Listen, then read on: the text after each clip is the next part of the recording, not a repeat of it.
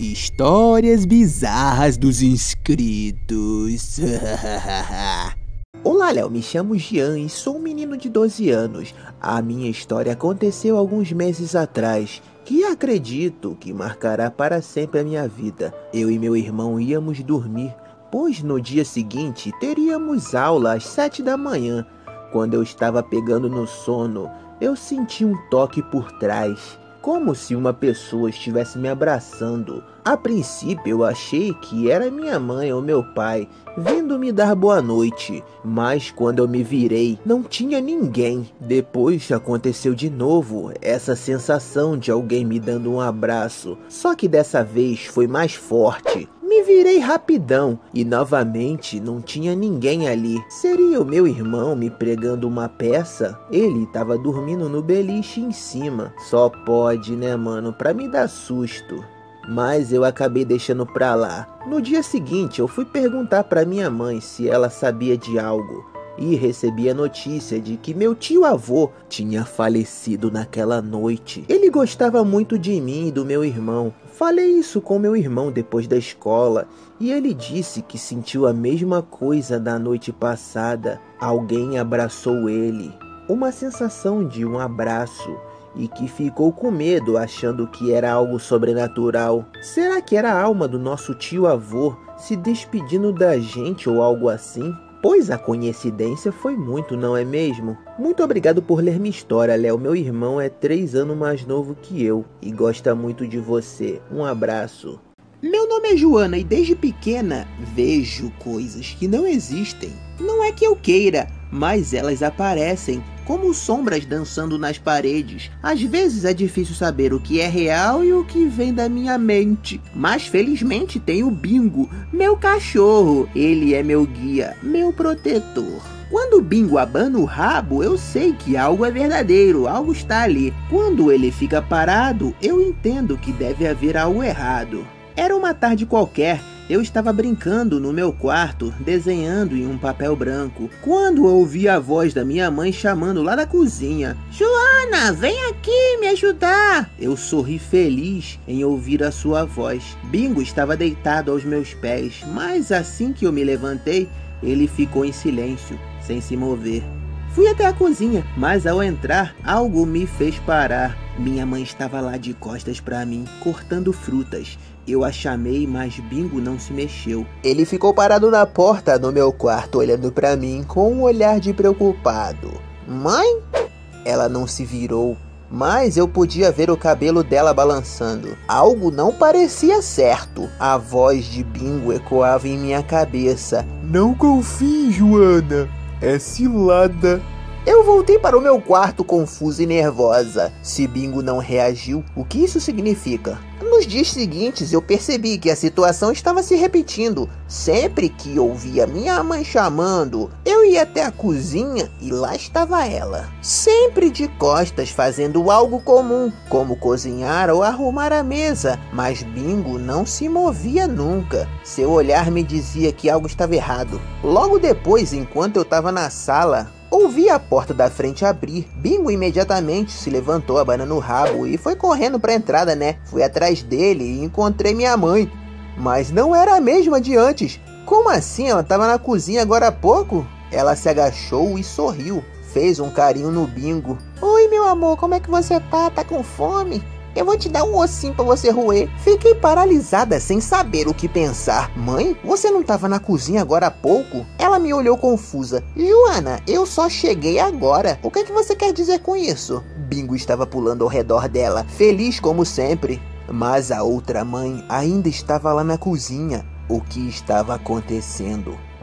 A cada vez que eu via uma delas, a outra parecia desaparecer para outro cômodo. Uma estava na cozinha e a outra na sala. Uma estava organizando o armário, enquanto a outra estava sentada no sofá. Eu tentei explicar para o meu pai, mas ele apenas sorriu e disse que era só minha imaginação. Mas eu sabia que era mais do que isso. Uma noite decidi fazer um experimento. Esperei até que a mãe da cozinha aparecesse e então fui até lá, o quarto. Bingo estava comigo, sempre alerta. Enquanto olhava para o espelho, via a mãe de cabelos longos e olhos vazios me observando. Era uma sombra, algo que não deveria estar ali. Corri para a sala. Minha mãe estava lá assistindo TV e Bingo imediatamente foi até ela, abanando o rabo e pulando feliz. A mulher na cozinha começou a rir, uma risada baixa e sombria que me arrepiou toda. Bingo rosnou e eu percebi que a sombra estava tentando me manipular, se fazendo passar por minha mãe. Naquela noite decidi enfrentar essa situação. Esperei até que a casa estivesse em silêncio. Quando a mulher da cozinha apareceu novamente, eu me aproximei. Quem é você? Bingo ficou ao meu lado pronto para me proteger. Eu sou a sua mãe, Joana. Sempre estarei aqui. Não, você não é. A verdadeira mãe está aqui e você não é ela. Quando pisquei, ela sumiu. Eu sentia que a batalha não tinha terminado, mas agora eu sabia a verdade. Havia duas mães e uma delas era uma assombração que estava presa em nossa casa, tentando me enganar. Desde aquele dia, sempre que ouço minha mãe me chamar, eu olho para Bingo. Se ele abana o rabo e corre até ela, eu sei que tá tudo bem. Mas se ele fica parado em silêncio, eu me afasto porque essa mãe não é a verdadeira. Opa, Léo, me chamo João Pedro, tenho 12 anos, mas quando essa história aconteceu eu tinha uns 10. Então, meu pai e minha mãe trabalham no mesmo hospital. Minha mãe cozinheira e meu pai é maqueiro. Nesse dia, minha mãe estava trabalhando e só estávamos eu e meu pai em casa. Era por volta de 1h45 da tarde e ele estava tirando aquela sonequinha pós-almoço, né? A famosa sesta, como ele chama. Eu estava jogando um joguinho no meu celular quando, de repente, eu escutei um psiu, como se alguém estivesse me chamando, bem alto. Psiu. Fiquei com um pouco de medo, mas eu fui olhar, né? Quem que tá fazendo esse barulho? Não tinha nada. O estranho é que mesmo meu pai dormindo ali no sofá, não escutava nada, como se o chamado fosse só pra mim. Continuei a minha jogatina, tentando ignorar aquilo. Logo em seguida, escutei de novo aquele psiu. Fui olhar pela janela e dessa vez eu vi. Bem em frente à minha casa, tinha alguma coisa ali flutuando, virado em minha direção. Ele me chamava com o dedo, como se quisesse que eu me aproximasse. Naquela hora o medo tomou conta de mim, cara. Fechei a janela, as cortinas, corri pro meu quarto, bati a porta e fiquei lá, intocado no lençol. Comecei a chorar muito, velho. Meu pai, que tava morgado no sono, acordou assustado, tentando me acalmar, mas eu não consegui explicar direito o que eu tinha visto pra ele. Fazem uns 2 anos desde essa história e até hoje eu não sei o que era aquilo, mas pensando bem, meu pai sempre transportou muitos pacientes no hospital, inclusive corpos de pessoas que já tinham ido pro outro mundo, né? Quem sabe a alma de algum desses falecidos podem ter se agarrado nele e de alguma forma veio até ali a nossa casa, né? Mas não conseguiu entrar lá pra dentro, ficou ali por fora. Só chamando. Talvez aquela presença estivesse ali atrás do meu pai e não de mim, tentando se comunicar ou buscar ajuda para seguir em paz. Até hoje eu fico com essa dúvida, mas nunca consegui encontrar uma resposta. Olá, Léo, eu sou Murilo e vou te contar uma história braba, mano. Minha avó sempre foi aquela senhora excêntrica, sabe? Tinha aquele cheiro de alfazema, guardava os biscoitos velhos no armário e principalmente, mano, tinha um papagaio verde com um bico afiado e um olhar que parecia penetrar na minha alma. Seu nome era Jack, mas eu sempre o chamei de desgramado. Eu era um garoto normal, né? Gostava de fazer as coisas de criança, assistir desenho e, claro, comer, encher a pança. O problema é que todas as vezes que eu ia pra casa da minha avó, eu tinha a sensação de que minha comida sumia de um jeito estranho. Eu colocava o lanche na geladeira, né? E quando eu voltava pra pegar, sumia tudo. Desaparecia. Como? Minha mãe me dava bronca e dizia que eu era distraído, que não me lembrava de ter comido, mas eu sabia que não tinha sido eu, tinha sido ele, Jack. Na primeira vez que suspeitei, eu tinha deixado uma sobra de uma coxa de frango na geladeira, que minha avó tinha preparado, né? Deixei lá de boa esperando, para quando eu voltar da brincadeira lá de fora, cheio de fome, eu passasse pra dentro.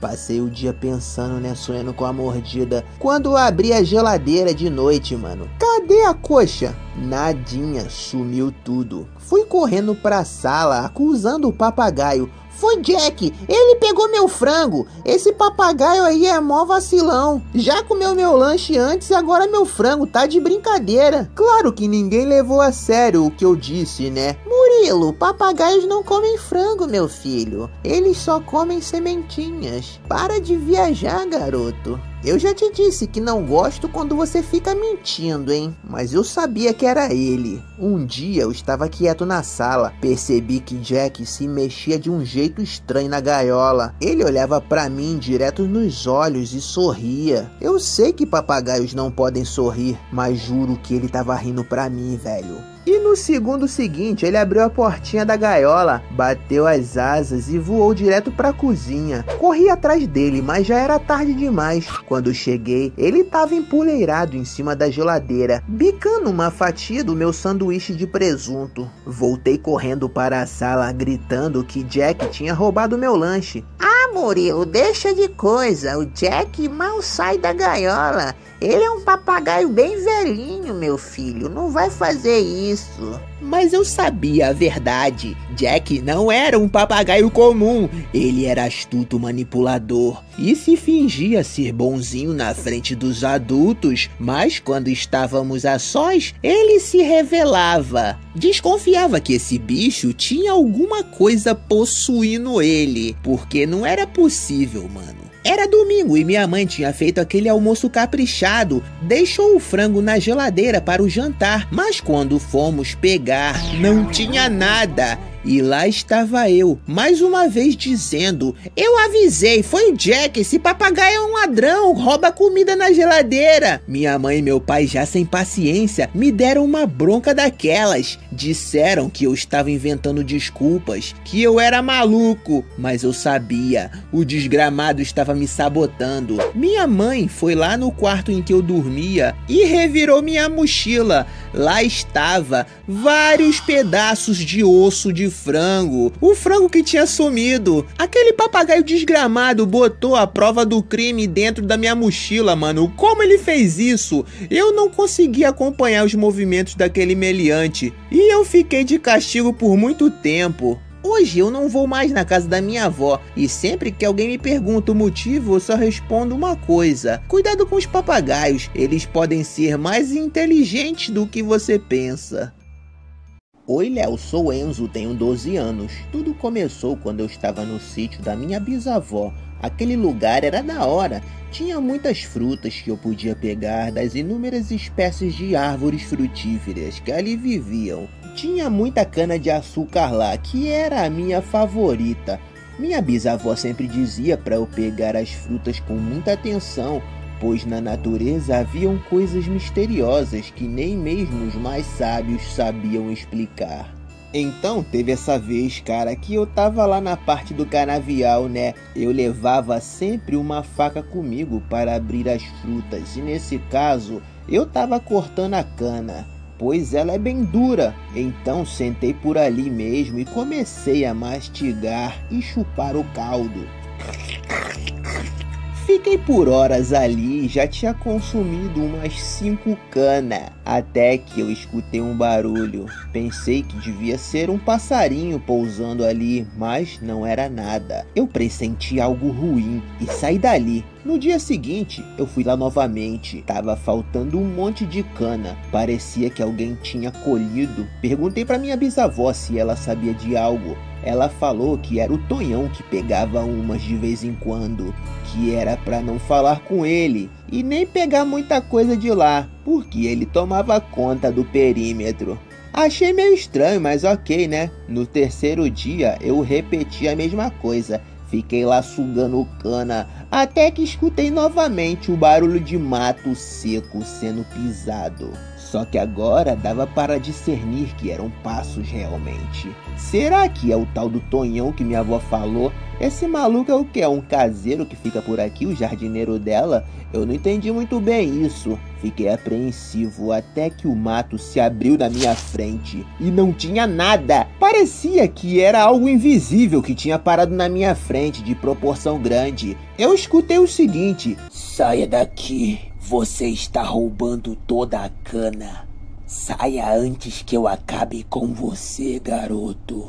Mano, o que tá acontecendo? Que bicho é esse que tá falando comigo? Eu só consegui ficar parado sem me mexer, pra não ser atacado por essa coisa. Fiquei umas meia hora e aquele bicho falando. De repente eu não escutei mais nada. Parecia que o tempo estava limpo, sem nuvens, e o vento continuava a soprar. Parecia que não tinha acontecido nada. Será que eu tô ficando maluco? Decidi ignorar isso e fui cortar a cana novamente. E foi aí que eu senti uma dor absurda, mano. Quando eu pisquei e abri os olhos, no lugar que era a cana, estava o meu braço. Escorria por todo o meu braço o meu líquido vital. Eu estava em uma espécie de ilusão. Já era de noite e eu ali no meio do canavial. Não havia mais cana nenhuma no lugar, mano. Voltei pra casa segurando meu braço cortado. Minha mãe me deu a bronca, falou o que eu tava aprontando até essa hora. Falou que tinha ido lá fora e não me encontrou no quintal. Logo em seguida, minha bisavó falou que o Tonhão não gostava de outras crianças. Eu perguntei pra ela quem era Tonhão, pois não vi ninguém. E ela falou que era o seu filho. Ele era quem cuidava daquele lugar e que protegia de intrusos. Eu não achava que ele iria vê-lo como ameaça, Enzo. Eu vou dar uma bronca nele por ter feito isso. Minha mãe falou que minha bisavó era meio biruta das ideias, que o filho dela, chamado Antônio, havia morrido há mais de 70 anos e que não fazia sentido o que ela dizia. Até que na parte da noite, quase na hora de dormir, a minha bisavó tinha feito os biscoitos amanteigados. Ela me deu como uma forma de eu ficar de boa, né, mano? Levou até o quarto em que eu estava. Ia ser bom eu me recuperar comendo esses biscoitos crocantes e fresquinhos, que por sinal estavam deliciosos. Mas no momento em que eu comia o segundo, pude ver a luz piscando forte. Será que tá dando defeito? Comecei a ficar assustado. Será que é aquela coisa do canavial? O suposto filho da Bisa? Eu deixei os biscoitos e fui na janela, né, dar uma olhada lá fora. Tinha um rastro na grama que vinha direto pra casa. A luz se foi de vez, cara. Eu me escondi debaixo da cama, fui rastejando. Até que alguém bateu na porta. Mas eu não abri, eu fiquei lá quietinho. Até que algo deu um murro muito forte e a porta caiu. Eu realmente não vi nada. Só escutava passos no chão de madeira. Ele estava ali. Foi até os cookies. Farelos caíam e eu escutei. Eu adoro os cookies da minha mamãe. A cama cedeu como se tivesse deitado alguém. Eu fiquei espremido a tal ponto que fiquei sem ar. Aquela coisa devia ter uns 800 quilos. Depois disso não me lembro mais de nada. Só me recordo de manhã o sol queimando minha visão e eu saindo debaixo da cama. Parecia que o Tonhão já não estava ali, né? Falei pra bisavó que a porta tinha caído e ela disse que estava tudo bem. Essa porta não se segurava firme no lugar. Antônio tem a mania de abrir essa porta no soco. Minha mãe, que dormiu no quarto ao lado, disse que escutou um barulho à noite, mas ficou com preguiça de ver o que era. Achou que era eu fazendo bagunça. Eu não volto mais lá desde então. Se depender de mim, nunca mais. Eu tenho quase certeza que aquele quarto em que eu tava dormindo era do Tonhão antigamente, né, enquanto ele era vivo. E a bisavó fazer os biscoitinhos que o Tonhão tanto ama foi certamente um atrativo para ele aparecer ali. Realmente é um milagre eu estar vivo hoje. Obrigado por ler minha história, Léo, sou do Paraná. Meu nome é Samantha e o que eu vou te contar é algo que nunca consegui esquecer. Desde pequena tive uma boneca chamada Lili. Não sei quem me deu, só sei que sempre esteve comigo. Ela era muito velha, dessas de borracha rígida, e o cabelo já havia se soltado completamente de sua cabeça. Mesmo assim, eu não conseguia me desfazer dela. Tinha algo em Lili que era estranho.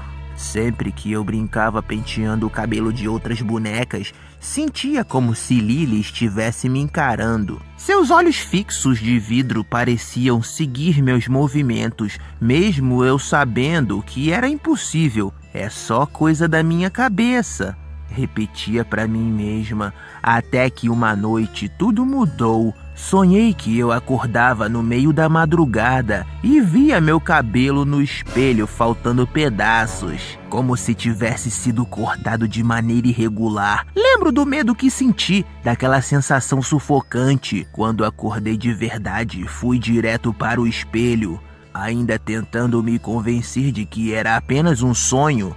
Só que não!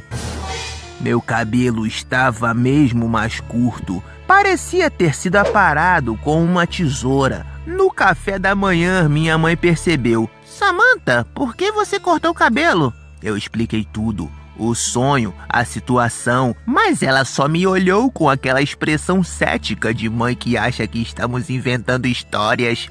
Na noite seguinte, fui dormir com a sensação de que algo estava errado, mas tentei me convencer de que era apenas coisa da minha cabeça. Foi então que tive um pesadelo, ainda mais vívido. Dessa vez eu estava completamente careca. Minha cabeça brilhava sobre a luz, igual a da Lili. Acordei com um pulo ofegante. O relógio marcava 5 horas da manhã. Algo estava muito errado. Eu nunca acordava essa hora.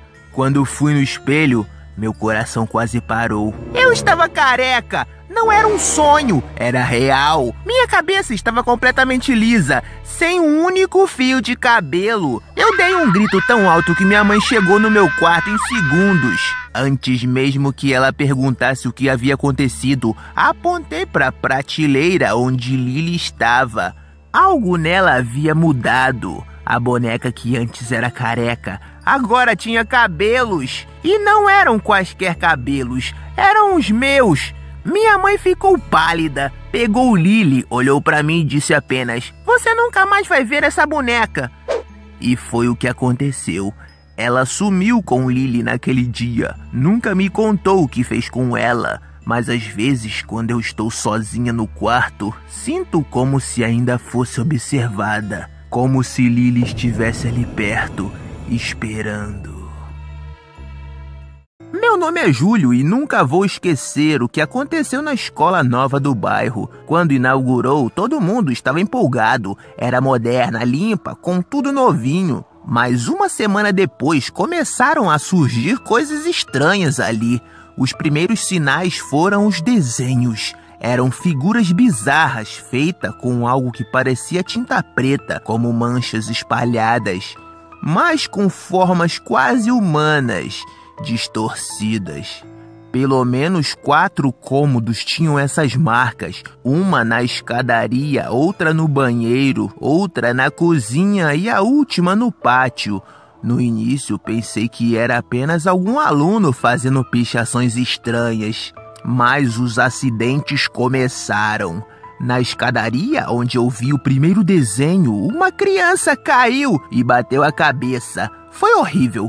Ela precisou ser levada para o hospital urgente. Na semana seguinte, no banheiro, outro acidente aconteceu. Alguém se cortou feio no vaso sanitário. O maluco estava liberando aço e, de repente, o vaso quebrou. Depois foi à cozinha. Uma menina estava almoçando e se engasgou com um osso de galinha. Os professores correram. Por pouco ela não foi pro brejo. O quarto acidente foi no pátio. Um menino subiu numa grade de proteção e se escorregou, rasgando a perna no ferro, velho. Foi aí que eu comecei a perceber o padrão. Cada lugar que tinha aquele desenho esquisito acabava sendo palco de algum acidente grave. E o pior de tudo, o próximo desenho estava no teto da minha sala. Era uma forma estranha que eu não conseguia discernir o que era. Falei com meus colegas sobre isso, tentei avisar que algo podia acontecer, mas ninguém me levou a sério.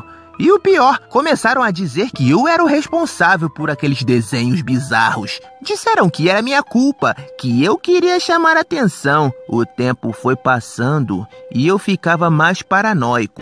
A cada dia olhava para aquele desenho no teto, esperando que algo horrível acontecesse. Até que um mês depois, cheguei na sala e percebi que o ventilador de teto não estava mais lá. Meu coração disparou. Perguntei ao inspetor o que tinha acontecido e ele respondeu: caiu ontem na cabeça de um aluno do turno da tarde.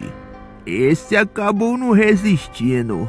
É muito estranho essas coisas estarem acontecendo aqui na escola. Senti um frio subindo da espinha. Não era coincidência. Alguma coisa naquela escola estava errada. E os desenhos eram avisos que ninguém acreditava. Eu fico pensando ainda, quem será que fez aquilo? Será uma alma penada que deixou sua marca? Ou um aviso avisando de que algo ia acontecer? Ou aquela escola foi feita em algum ambiente sagrado ou profanado, sei lá. Eu só sei que tinha a ver com aqueles desenhos estranhos. Hoje em dia eu não tô mais nessa escola, graças a Deus. Mas ao passar pela frente do lugar, dá pra ver que aquilo ali não tá puro. Tá tudo detonado, destruído. Coelho, o meu nome é Jorge e o que aconteceu na casa onde morávamos ainda me atormenta. Tudo começou com os sons no telhado, sempre à noite, bem em cima do meu quarto. No início eram arranhões e pequenos passos. Achei que fosse nosso gato ou até ratos transitando por ali. Mas quando meu pai subiu para verificar, não encontrou nada. Os ruídos continuaram, ficando cada vez mais claros e perturbadores. Eram passos pesados, como se algo grande estivesse caminhando em cima de mim. Uma noite decidi gravar os sons no celular. Quando ouvi a gravação no dia seguinte, fiquei apavorado. Além dos passos, havia uma respiração pesada e lenta.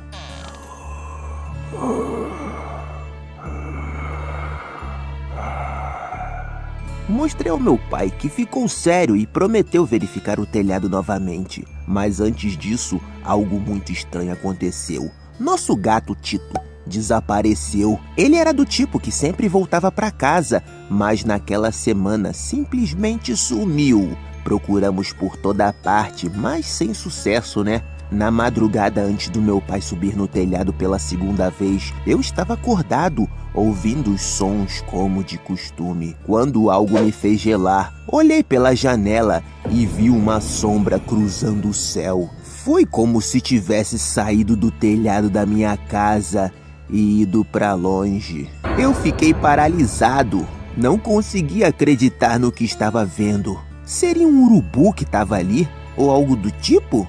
Eu lembro de cair no sono e acordar com um estrondo. O barulho voltou, passos pesados diretamente acima de mim. O forro de madeira parecia ceder com o peso da coisa.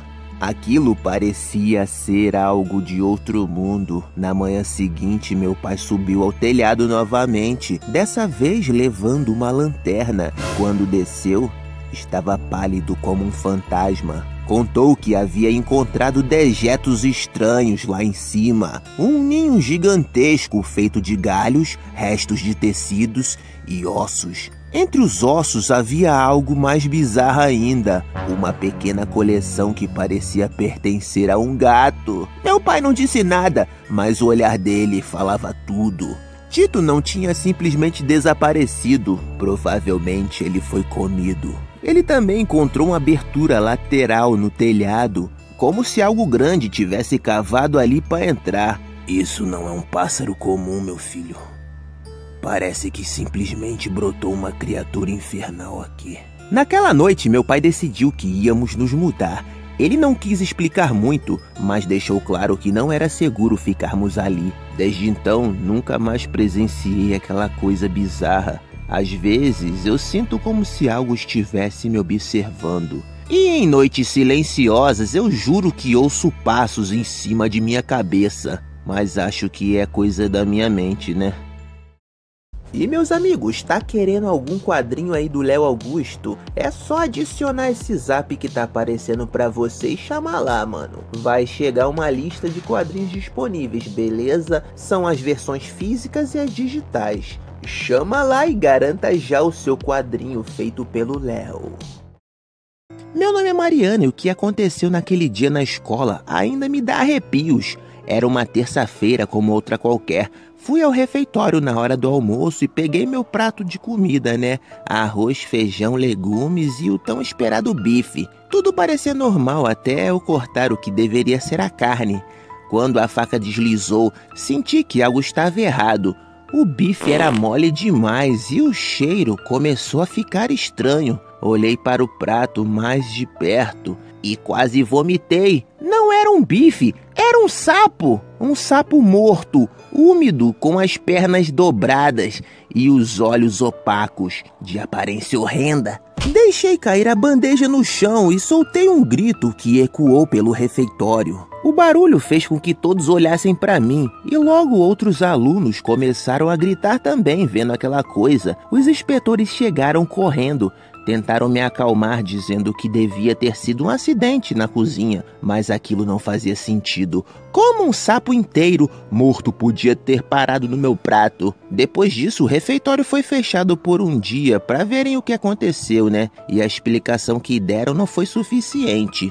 Um funcionário da cozinha foi demitido. Diziam que ele estava instável psicologicamente. Mas mesmo assim, algo não se encaixava. No dia seguinte, decidi dar uma volta nos fundos da escola para clarear a cabeça. Era uma área meio esquecida, com árvores, mato e um brejo. Lá vi algo que me fez tremer de medo. Mais sapos, dezenas deles espalhados pelos brejos. Eles estavam parados, todos me olhando, como se estivessem vendo cada passo que eu dava. Fui andando mais adiante e ao lado da cozinha tinha um grandioso lixo. Tinham sacos rasgados com restos de comidas. E tinha rato pra caramba também. Eles corriam entre os sacos, comendo o que podiam. A cena era nojenta, mas também sinistra. Algo ali estava errado. Voltei para a sala sem contar nada para ninguém, mas não conseguia parar de pensar no que eu tinha visto. Os sapos, os ratos, o lixo e aquilo no meu prato. Naquela noite eu sonhei com o sapo. Eu estava comendo até que do nada eu começava a vomitar vomitava vários sapos. E aí eu não conseguia respirar e acordei. Desde então parei de comer na escola. Se tinha sapo dentro da comida, vai saber o que tinha mais, né? Olá, Léo, sou Joana, mãe do Arthur. Eu nunca fui de acreditar em coisas estranhas. Sempre achei que a vida era apenas uma sucessão de coincidências, mas hoje, sentada aqui, olhando para aquela caixa empoeirada no canto do quarto, não consigo deixar de pensar, talvez eu estivesse errada. A festa de 1 ano do meu filho foi linda, um daqueles dias caóticos e felizes ao mesmo tempo. Amigos, familiares, crianças correndo pela casa, balões estourando o tempo todo. Eu mal conseguia lembrar quem veio, muito menos o que cada um trouxe de presente. Era um mar de papel rasgado e fitas espalhadas pelo chão. Lá estava ela, uma caixa de papelão sem nome, sem embalagem chamativa, apenas colocada junto aos outros presentes. Eu a peguei no meio da bagunça e joguei no porta-malas do carro sem pensar 2 vezes. Depois eu abro tudo com calma, pensei, né? Os dias seguintes foram muito atarefados e eu esqueci de tudo.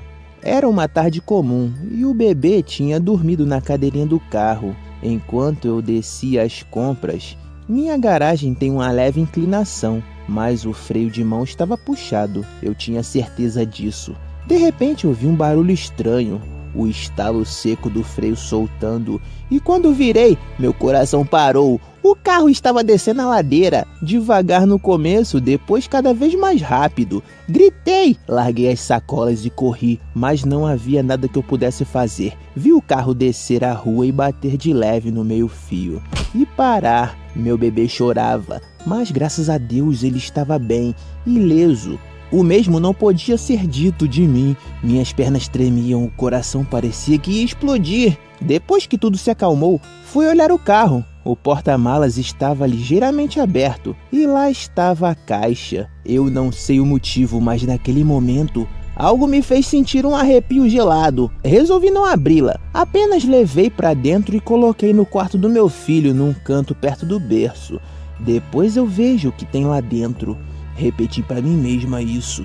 No dia seguinte, acordei com um cheiro estranho. Era queimado. Saltei da cama e corri para o quarto do meu filho. O que vi me gelou o sangue. O berço estava pegando fogo. As tomadas na parede tinham derretido. Os fios brilhavam e faiscavam. Tudo já se transformava em um amontoado de brasa e fumaça. O berço, aquele que meu marido havia montado com tanto carinho, estalava e rangia enquanto queimava. Mas o bebê não estava lá. Graças à minha rotina imprevisível, ele havia dormido comigo no quarto naquela noite. Se não fosse isso, eu nem consigo terminar o pensamento. Os bombeiros disseram que foi um curto-circuito, um problema com as tomadas, mas eu sabia que havia algo errado. Não disse nada para ninguém, mas voltei ao quarto assim que tudo se acalmou. A caixa estava intacta, o papelão. Peguei-a com as mãos tremendo, senti o peso dela. Algo grande que estava ali dentro. Talvez uma boneca ou um brinquedo, mas eu não tive coragem de abrir. Eu desci as escadas com a caixa nos braços, saí de casa e fui direto para o lixão mais distante que consegui encontrar. Joguei-a lá com toda a minha força, como se pudesse me livrar de tudo que ela tinha trazido junto. Até hoje, quando eu penso naquela caixa, sinto algo estranho. Já perguntei para todo mundo da família, todos os amigos, ninguém lembra de ter dado aquela caixa. Esse é um mistério que me assombra até hoje.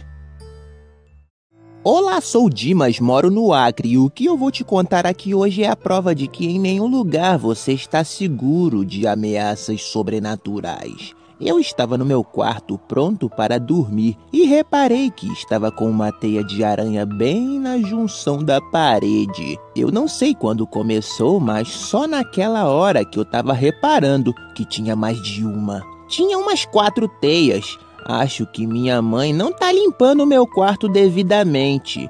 No dia seguinte, tomando meu sucrilhos matinal, reclamei, pra ela, dizendo que eu tava tendo que dormir com teias de aranha no meu quarto. Se eu levasse uma picada, poderia até passar mal e morrer. Claramente, ela não estava fazendo o seu serviço direito, pra aquilo ficar daquele jeito. Minha mãe não levou muito bem essa minha crítica e mandou limpar o quarto eu mesmo, pois eu estava querendo demais. Eu deixei pra lá, ficou por isso mesmo. Com o passar do tempo, eu vi que tinha coisas grudadas naquelas teias. Tinha uma até com uma meia minha. Caramba, como isso foi parar ali, mano? Será que eu joguei pro alto em algum momento e não lembro? Quando eu voltei da escola, tive uma surpresa e não foi boa. Dimas, fui entrar no seu quarto para deixar umas roupas que tinha lavado, mas estava trancado. Eu não quero você trancando o quarto, hein, garoto? Isso tudo foi porque eu mandei você limpar seu quarto? Só tinha um problema, Léo. Eu não tranquei nada. O que será que minha mãe tá falando? Quando peguei na maçaneta da minha porta e forcei pra entrar, tava emperrada. Que diabos é isso? Tomei distância e dei uma voadora. A porta deu uma leve abertura, mano. Tinha teia ali, segurando a porta. Tava segurando a porta de tal maneira que dificultava a abertura, velho. Eu tive que pegar uma faca na cozinha pra cortar aquilo e poder adentrar. Algo estranho está rolando aqui. Eu posso sentir isso. Na madrugada, eu acordei no susto. Senti algo andando no meu rosto. E quando eu liguei o abajur, eram aranhas! Mano, meu quarto tava sendo tomado por esses aracnídeos insolentes. Consegui matar umas 3 no tapão, mas as outras fugiram. Haviam pequenas frestas nas quais elas conseguiam se esconder. No dia seguinte, eu tive que limpar o meu quarto. Removi as teias e joguei inseticida por todo o cômodo. Desta vez sim, eu tranquei tudo, porta e janela, para acabar com qualquer ameaça. Fui pra escola e contei a história pro meu brother João Pedro. Cara, você tá lascado. Isso não é um comportamento normal de aranha. Elas só buscam mosquito, insetos pequenos. Mas parece que esse seu caso é mais bizarro ainda. Elas estão querendo te comer. Você tá morando no ninho delas, maluco. Não elas morando no seu quarto. Isso se não for o espírito vingativo que tá controlando elas pra acabar contigo. Mais cedo ou mais tarde você será morto. Foi legal te conhecer, parça. Durante a noite eu tive pesadelos, Léo. Fiquei suando frio e mal podia esperar o dia clarear. Eu sentia dores na barriga. E quando eu olhava pro umbigo, saiu uma aranha gigantesca do meu bucho. Até que eu acordei com um lado do meu ouvido estranho. Eu não escutava direito. Fiquei assim por 3 dias e quanto mais o tempo passava, mais eu não escutava. Minha mãe me levou no médico pra ver o que se tratava, né?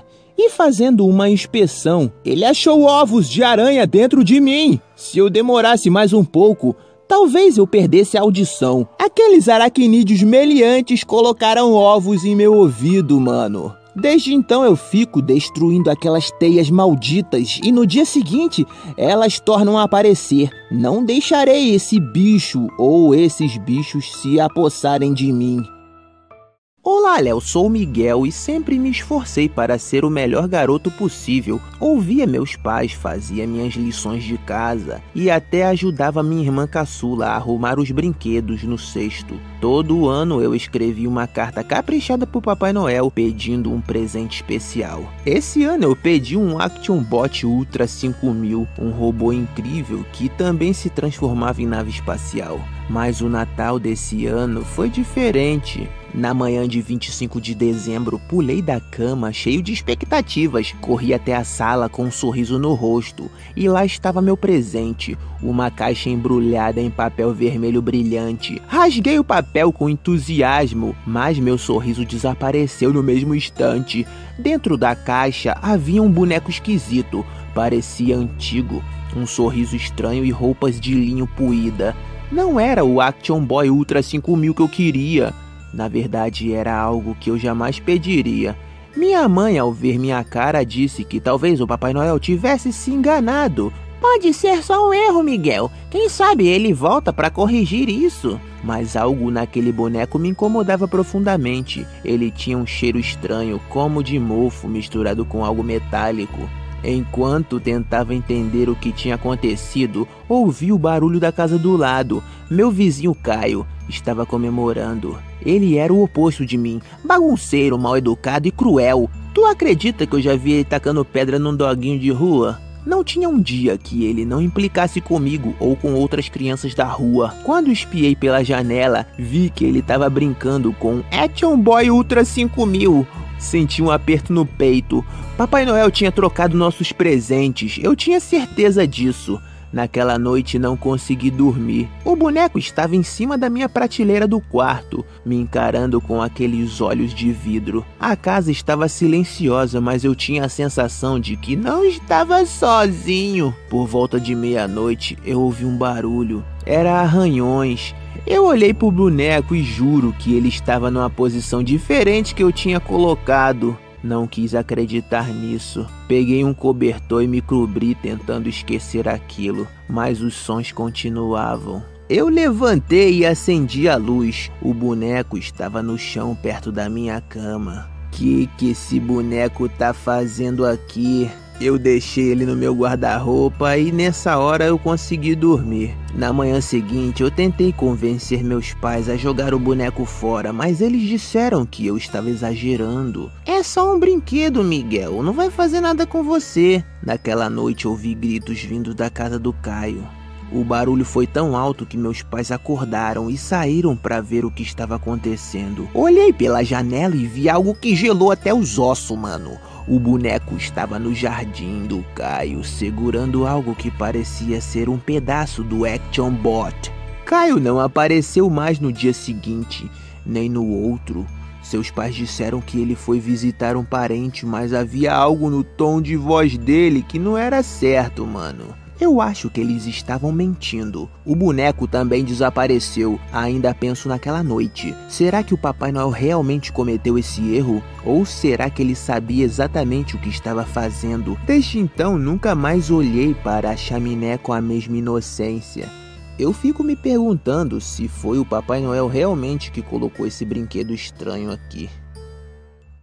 Meu nome é Otávio e era noite de Natal, 25 de dezembro, e eu acordei com sede por volta de umas 3 horas da manhã. Geralmente eu pegava água no banheiro mesmo, mas naquela noite algo me fez descer até a cozinha.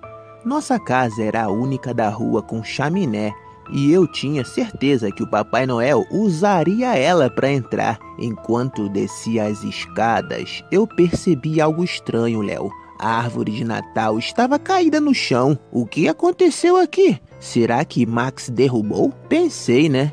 Max é o nosso cachorro, um vira-lata muito enérgico e curioso também. Mas ele sempre foi bem comportado. Antes que eu pudesse pensar mais, notei pegadas sujas espalhadas pelo chão. Papai Noel entrou aqui, eu tenho certeza. Foi então que eu ouvi um barulho de panelas na cozinha. Talvez fosse o meu pai ou a minha mãe, mas isso não fazia sentido. Cheguei perto da porta e com cuidado olhei para dentro. Lá estava ele, Papai Noel, ou pelo menos parecia. Usava roupas vermelhas gastas, um gorro torto e tinha um grande saco preto ao lado. Ele estava de frente para a geladeira, comendo pedaços de comida com as mãos, como se estivesse faminto. Meu coração acelerou. Papai Noel? Antes que ele pudesse ouvir, Max apareceu do nada. Ele entrou na cozinha sem fazer barulho, mas quando viu o homem, começou a rosnar. O bom velhinho virou para trás assustado e Max não pensou 2 vezes. Avançou e mordeu na canela com muita força. O homem gritou, soltou a comida que segurava. Ai, sai, cachorro! Ele berrava tentando se livrar de Max, mas não soltava de jeito nenhum. Ele deixou o saco para trás, tentou correr e derrubou um monte de coisa pelo caminho. O desespero dele só fez Max ficar ainda mais feroz. Num movimento desajeitado, ele tropeçou na mesa, mano. Ainda assim, tentou correr.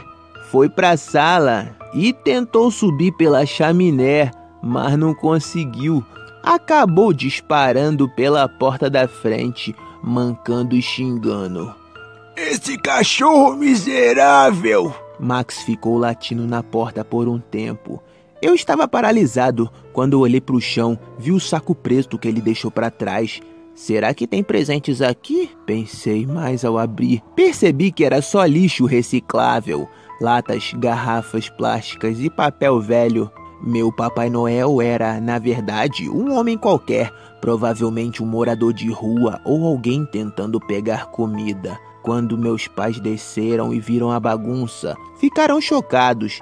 Expliquei tudo, o barulho, o homem e como Max o expulsou. Meu pai deu um afago nele. Esse cachorro salvou o nosso Natal. Ainda penso nisso às vezes. Não era Papai Noel, mas de certa forma naquela noite, Max foi o meu herói. Por sorte, na manhã seguinte, ao descer as escadas, meu presente estava lá na base da árvore. Tudo normal. Ganhei meu tão sonhado skate. Eu estava sentado na minha cadeira, concentrado na prova de matemática. O silêncio na sala era tão pesado que eu conseguia ouvir o som da minha própria respiração. De repente, eu senti um toque no meu ombro. Um toque leve, quase imperceptível, mas o suficiente para me fazer estremecer. Jonas, me ajuda aí, cara. A voz era baixa, quase um sussurro. Jonas, me ajuda aí, cara. Mas eu reconheci na hora. Era o Lucas, o cara que sempre sentava atrás de mim.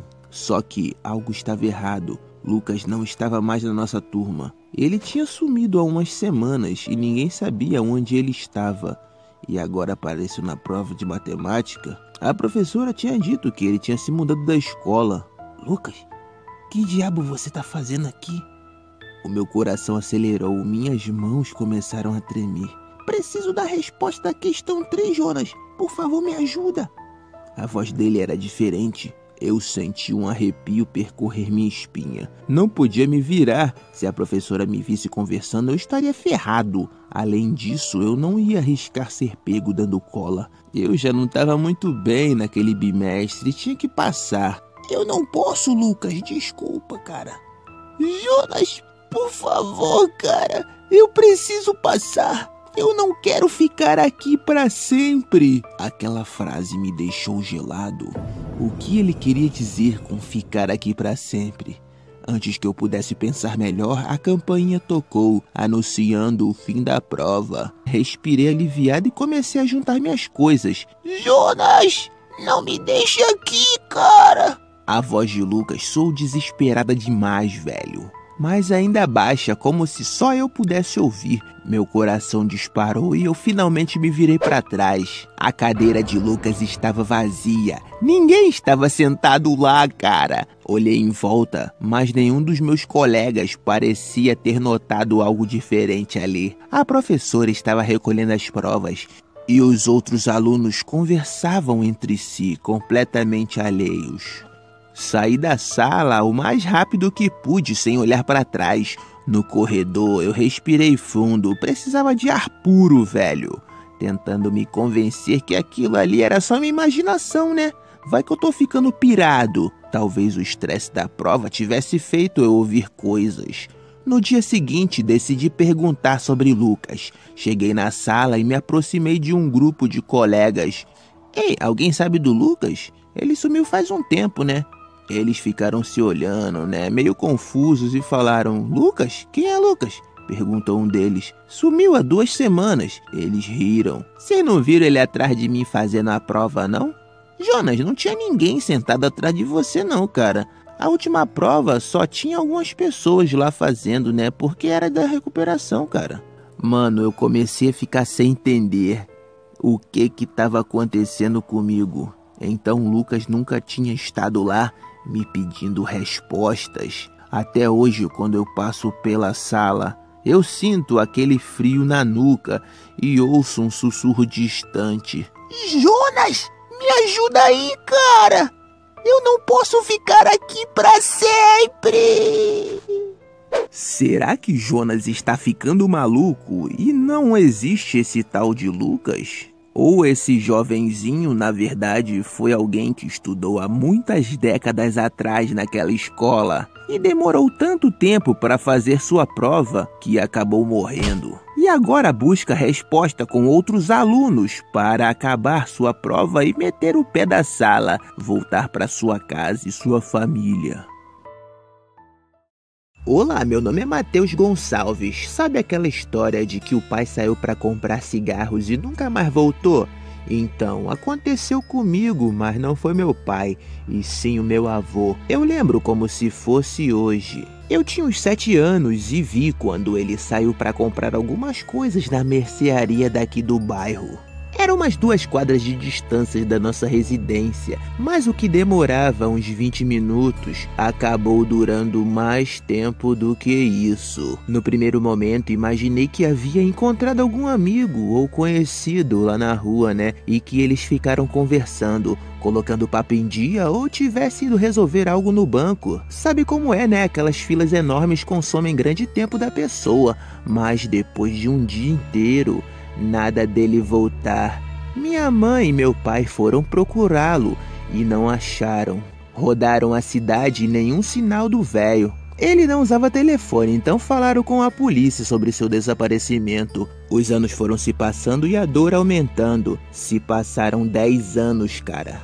Era uma manhã comum, ensolarada como qualquer outra. A ausência do meu avô já havia se tornado parte da rotina da família, uma ferida que o tempo não conseguiu curar completamente. Mas naquele dia algo aconteceu que abalou tudo o que sabíamos. O som de passos arrastados ecoou pela calçada em frente à nossa casa. Quando eu abri a porta, quase deixei cair meu pão. Lá estava ele! Meu avô vestia a mesma roupa, camisa cinza com manchas de café, do mesmo dia em que desapareceu. Não havia uma única ruga a mais em seu rosto.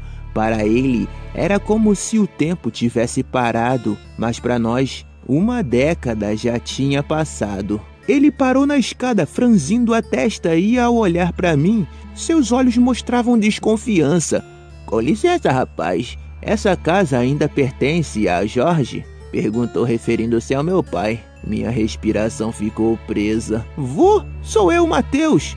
"Que brincadeira é essa? Mateus é só um menino. Deve ter o quê, uns 7 anos? A dor de ouvir aquilo foi avassaladora. As lembranças de uma criança esperando um avô que nunca voltou se misturaram ao choque de vê-lo ali, intacto, como se o tempo realmente não tivesse passado. "Vô, sou eu mesmo. Eu cresci. O senhor esteve desaparecido por 10 anos.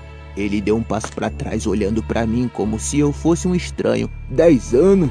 Não pode ser. Eu só fui na mercearia. Demorei o quê? 10 minutos? Você deve estar me confundindo com outra pessoa. E eu errei a casa, né? Só pode." Corri até meus pais e contei quem estava voltando para casa novamente, depois de 10 anos. Meus pais não acreditavam no que estavam vendo. Ficaram imóveis e pálidos. Quando meu avô viu os dois, sua expressão mudou para um misto de alívio e confusão. Jorge, Helena? Mas o que aconteceu com vocês? Parecem mais velhos."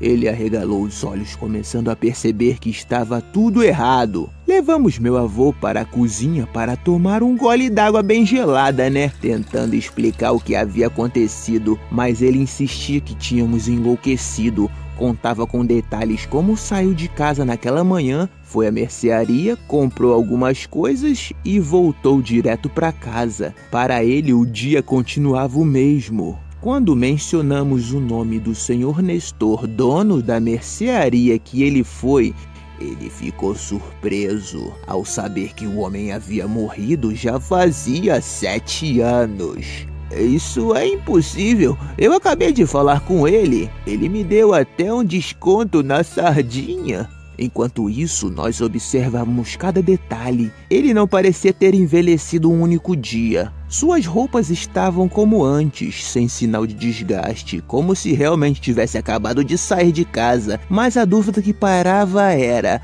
o que aconteceu nesse intervalo de 10 anos? Aonde ele estava?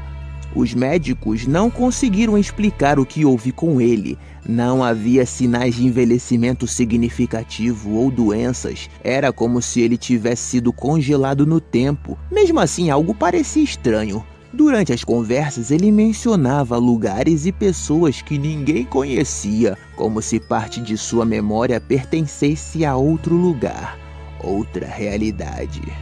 O ápice aconteceu na noite seguinte. Eu estava no meu quarto revendo álbuns de fotos antigas. Quando ouvi um som vindo do corredor, eu abri minha porta e saí. Lá estava o meu avô, parado em frente a um espelho, encarando seu reflexo. Eu não entendo, Mateus. Parece que eu não pertenço a esse lugar. Vô, o que está acontecendo? O que o senhor lembra? Eu só lembro de ter chegado na mercearia, comprado as coisas e depois deu um clarão na minha vista. Eu pisquei, esfreguei os olhos e voltei pra cá. Eu não sei o que pode ter acontecido, mas se tudo o que vocês me falaram é verdade, então pode ser que esse não seja eu, não é mesmo? Eu não sei o que pode ter acontecido, mas depois de 3 semanas... meu avô faleceu. Foi um choque para toda a família. Era como se ele tivesse partido de novo. Depois de 10 anos, conseguimos revê-lo. Estávamos em pura alegria. E agora isso, mais um golpe na nossa família. Lembro que no velório parecia que ele tinha muito mais idade do que aparentava. Acredito que ele tenha entrado em alguma espécie de portal ou algo do tipo e ficou largado nesse vácuo temporal. E quando voltou para cá, todos esses anos que não haviam contabilizado em seu corpo vieram à tona e fez ele envelhecer rapidamente. Olá, Léo, meu nome é Manuele e hoje eu vim contar uma história sinistra que aconteceu comigo em janeiro de 2024. Nesse mês, eu e meu pai fomos viajar para a Argentina, pois a irmã dele e as sobrinhas moravam lá. Eu confesso que estava animada, mas ao mesmo tempo um pouco triste, porque a minha mãe não foi com a gente, né? Devido ao medo dela de andar de avião, ela tinha medo que aquele troço caísse e matasse todo mundo. Aí deixou só a gente ir, porque se cair ela não morre, né? A gente sim. Eu lembro bem que viajamos no dia 8 e voltamos no dia 31, mas durante esse período aconteceu algo que até hoje me faz pensar se foi tudo fruto da minha imaginação. Estávamos hospedados na casa da minha tia, né? E era muito legal passar o tempo lá, exceto na hora de dormir, cara. A casa dela tinha 3 quartos, um com uma cama de casal, outro com uma cama de solteiro e o último com 2 camas de solteiro. Minha tia e eu dormíamos no quarto com essas 2 camas de solteiro aí, né? Enquanto meu pai ficou no quarto com uma cama de solteiro. Era de madrugada e eu ainda estava acordada. Enquanto minha tia e meu pai estavam no ronco, eu estava mexendo tranquilamente no celular, deitada na cama. Até que em determinado momento, eu decidi desligar o aparelho para tentar dormir, né? Já que se passava de 2 da manhã. Léo, assim que eu fechei os olhos, senti minha cama balançar muito, como se tivesse acontecendo um terremoto, mas só na cama. Abri os olhos assustada, peguei o celular e liguei o flash, mas não havia nada. Mesmo assim, decidi tentar dormir de novo, embora eu tivesse suando frio, né? Bem insegura. E foi nesse momento, assim que eu fechei os olhos novamente, que senti alguém sentar na minha cama. Dei um pulo apavorada, liguei o flash, mas não tinha ninguém ali. Absolutamente vazio. Depois disso eu corri pro banheiro e fiquei trancada lá por uns 10 minutos, tentando me acalmar. Só consegui dormir por volta de 7 horas da manhã, quando já estava exausta. No dia de voltar pro Brasil, enquanto estávamos no aeroporto, me lembrei de que minha tia era viúva. Talvez, quem sabe, pudesse ser o espírito do marido dela. Vai que o espírito tava ali, sentou e deitou pra ficar pertinho dela, né? E eu tava no caminho deles. Só sei que quando cheguei em casa, agradeci muito a Deus por estar de volta. E espero nunca mais voltar pra Argentina. E foi isso, Léo. Olá, Léo, sou o Caio. E tem uma história sinistra pra te contar lá da escola. Eu nunca vou esquecer daquele dia. Era para ser só mais um recreio normal na escola. O pessoal sentado no banco da quadra, os moleques jogando bola, as meninas fofocando e aquele grupo de sempre em volta da mesa de queda de braço. Mas foi nesse dia que eu vi algo que nunca mais saiu da minha mente. O nome dele era Samuel. Ele era um garoto mais estranho da nossa sala. Não porque ele fosse esquisito ou algo assim, mas por causa do braço dele. O direito, para ser mais específico. Era desproporcional, mano, pra dizer o mínimo. Não era só grande, era o tipo de coisa que você olha e sente que tem algo de errado, como se aquele braço não pertencesse a ele. As veias eram grossas, pareciam vivas, e a pele tinha uma textura estranha. Eu nunca consegui descrever direito. Mas ele sempre usava uma blusa larga, então a maioria das pessoas só percebia quando ele sentava na mesa de queda de braço e via aquela peça gigante. E Samuel adorava aquilo, acho que era o único momento em que ele não tentava esconder o braço. Ele era imbatível, cara, e a galera adorava torcer por ele, até que o Felipe apareceu. Felipe era o novo garoto da escola, meio metido, sabe? Parecia que ele seria o novo valentãozinho da escola. Tinha chegado há umas semanas e já achava que era o rei da parada. No dia do recreio, ele viu Samuel naquela mesa e do nada começou a rir. Que porcaria é essa no seu braço, maluco? Samuel não respondeu, só deu aquele sorrisinho meio nervoso dele e colocou o cotovelo na mesa. Era o jeito dele dizer: se quer falar, vem jogar. Felipe riu de novo e se sentou. Eu estava lá bem na frente, olhando tudo, cara. Ah, o Brutamonte vai detonar ele, tenho certeza. Aposto meu misto quente que ele vai perder. Eles seguraram as mãos e eu juro, eu vi o braço do Samuel se mexer antes mesmo do juiz da mesa dar o sinal. Não era ele movendo o braço, entende? Era como se o braço estivesse ansioso. Quando a partida começou, Felipe até parecia estar indo bem. Ele fazia força, se inclinava, mordia os lábios. Mas Samuel só olhava pra ele com um sorrisinho. O braço dele nem tremia. Então aconteceu. Quando ele pressionou com força, ouviu seus estalos secos. Ai, caraca, meu braço! Felipe gritou e o braço dele, meu Deus, mano, o braço dele tava dobrado de um jeito que eu não sabia que era possível. O osso saiu pela pele e o sangue começou a escorrer na mesa. Mas o pior não foi isso, o pior foi Samuel. O braço dele mudou, as veias estavam saltadas e parecia que o braço estava maior, cara, mais inchado. Eu juro, por tudo que é mais sagrado, eu vi aquele braço pulsar como se estivesse vivo. Samuel olhava para o braço com os olhos arregalados. Parecia tão apavorado quanto a gente, mano. Mas ele não soltava a mão do Felipe. Era como se o braço dele não quisesse soltar. Tipo, ele quer sair dali, mas o braço tá agarrado. Tá maluco? Foi aí que eu percebi, cara. Não era só um braço normal. Aquilo era outra coisa. Algo que não era dele. Algo que tinha vontade própria. A professora chegou correndo, gritando, e finalmente Samuel largou o Felipe. Ele saiu correndo da quadra, segurando o braço com a outra mão. Ninguém conseguiu impedir. O Felipe foi levado para o hospital e disseram que ele precisaria fazer uma cirurgia, mas ninguém falou do braço do Samuel. Como você explica algo assim? Depois daquele dia ele não voltou para a escola. Uns falaram que os pais tiraram ele de lá. Depois desse dia foi proibido fazer queda de braço na escola, para evitar novamente essas coisas aí, mano, de quebrar o braço do outro.